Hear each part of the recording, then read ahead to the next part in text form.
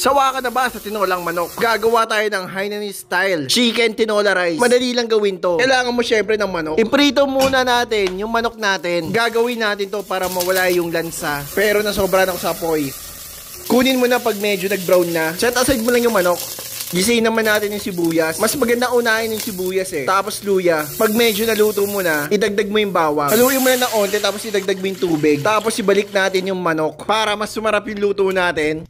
Gagamit din pala ako dito ng Maggi Chicken Cubes. 2 sachet yung gagamitin natin para mas lumabas yung lasa ng chicken and mas sumarap yung sabaw natin. I-add naman natin yung sayote natin. Tapos i-ready ko na tong kanin na hinugasan ko. Ilagay lang natin dyan yung broth. Tapos lutuin lang sa rice cooker. Mag-add din tayo ng patis. Tapos nagdagdag din ako ng garlic powder. Paminta para mas ma-enhance pa yung pagka-spicy niya. Pagkakulo, ilagay na natin yung malunggay. Nagkamali ako kasi hindi ko natanggal yung tangkay ng malunggay. Set aside natin to. Tapos gagawa lang tayo ng simpleng sauce. Oil tapos garlic lang. Dagdagan natin